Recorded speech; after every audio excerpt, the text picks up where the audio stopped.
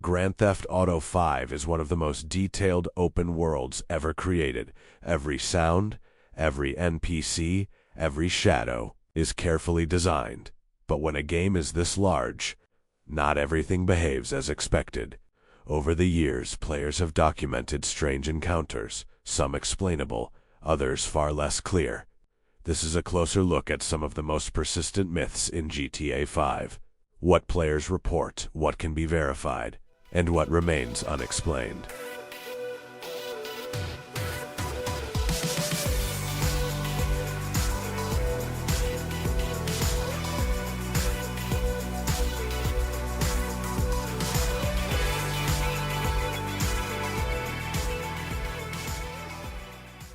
The demonic stalker isn't tied to a specific mission or location. Instead, it appears in player reports as a behavioral anomaly involving NPCs. The pattern is consistent. A pedestrian begins following the player at a distance, not running, not attacking, just walking. At first it seems like standard NPC pathing, but over time the behavior becomes harder to ignore. I couldn't find any video evidence of this happening, but it is confirmed to be an actual anomaly in the game that happens in story mode and director mode. In some reports, the NPC becomes aggressive, attacking suddenly without the usual escalation triggers. What's important here is how GTA's AI works. NPCs are programmed with task loops, small behavior sets like walking, reacting, or fleeing. If a task fails to terminate properly, the NPC can get stuck in a loop. So what players interpret as a stalker is likely an NPC stuck in a follow task without a completion condition. However, what keeps this myth alive is consistency.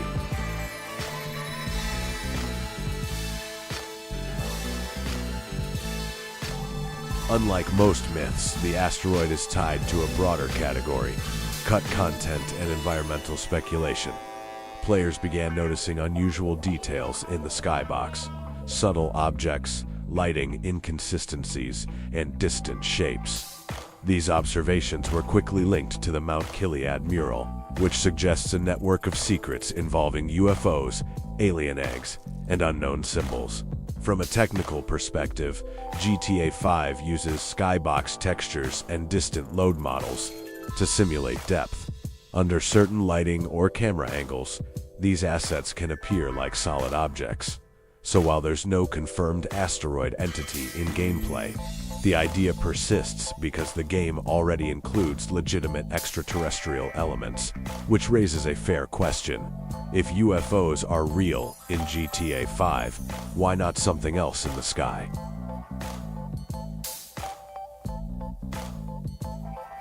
This is one of the few cases where the myth is rooted in fully implemented content. The Infinity Killer is not speculation.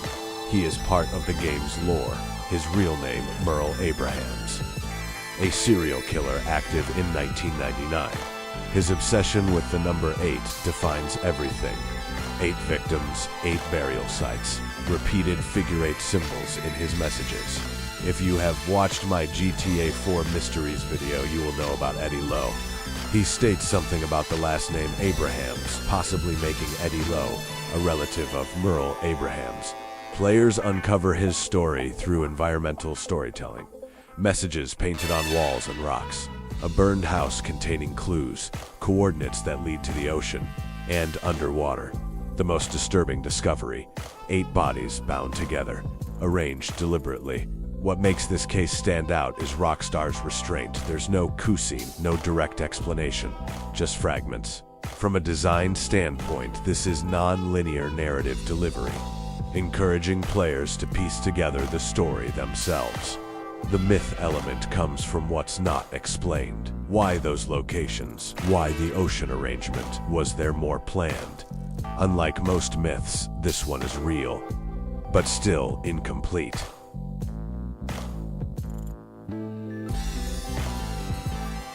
The Epsilon program is fully accessible in-game, but its deeper meaning is still debated. On the surface, it's a parody of real-world belief systems. Its teachings are intentionally absurd. The Earth is only 157 years old. Certain people are descendants of alien beings. Reality itself is misunderstood.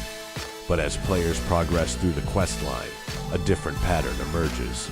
The program demands repeated donations, total compliance, isolation from normal logic. Mechanically, the player is rewarded for obedience, but the payoff is questionable. At the end, players face a choice: follow completely or resist. This structure mirrors real-world high-control organizations, where belief is reinforced through gradual commitment. The myth surrounding Epsilon isn't about whether it exists, it clearly does. It's about whether there's something hidden beneath it: secret endings, alternate outcomes, or deeper connections to GTA's larger mysteries. There's a connection with the Epsilon program in Red Dead Redemption 2.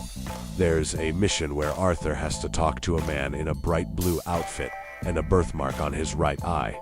But the language he uses to speak to Arthur is more modern than 1899. His vocabulary is more around the 1920s to the 1930s. If you look on the Epsilon program's website in GTA 5, they say that anybody with red hair and a birthmark on their right eye is a descendant of Kraph.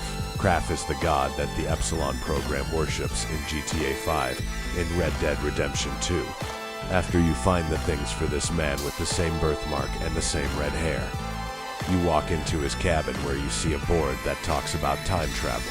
The connections hint towards this man being a time traveler from the industrial era, but it was never proven in the actual lore. The Epsilon program is a very prominent cult in GTA 5, and will most likely be mentioned in GTA 6 as well. So far, nothing definitive has been proven, but the design leaves just enough ambiguity to keep players searching.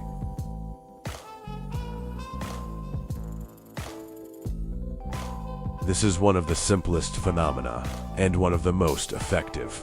Players exploring wooded areas near Mount Chiliad sometimes hear a distant howl. It occurs primarily at night, and cannot be tracked to a visible source. It also echoes unnaturally through the environment. Unlike other myths, this one has a strong technical explanation. GTA 5 uses ambient audio zones, sound triggers tied to specific regions and times. These sounds are not always linked to visible entities. In this case, the howl is most likely a wolf audio file, played without spawning the animal nearby. But perception matters. When a sound has no visible source, the brain fills in the gap. And in a quiet, empty forest, that gap becomes something unsettling.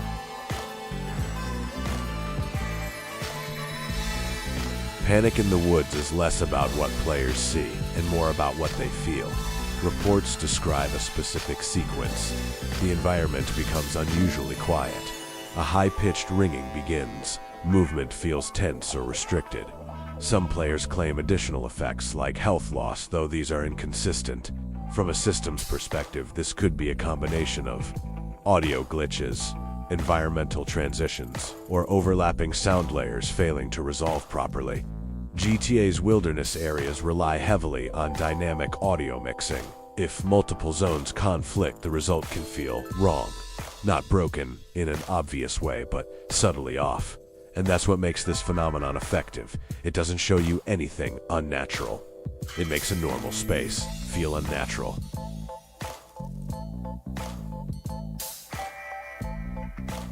The global flooding theory is based almost entirely on speculation, but it draws from real elements in the game.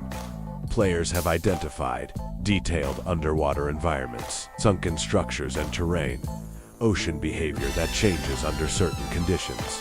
These observations led to a larger idea, that the map may have been designed with submersion in mind.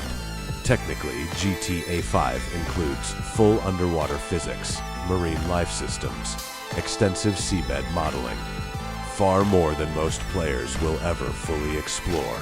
But does this point to a hidden event? There's no evidence of a trigger, script, or mechanic that floods the map. More likely, this is a case of overinterpretation. Players assigning meaning to detailed world building. Still, the idea persists because it feels plausible, and in a game full of secrets, plausible is enough. I hope you guys enjoyed this series. If you did, make sure to like and subscribe as it helps me a lot, and thank you for watching.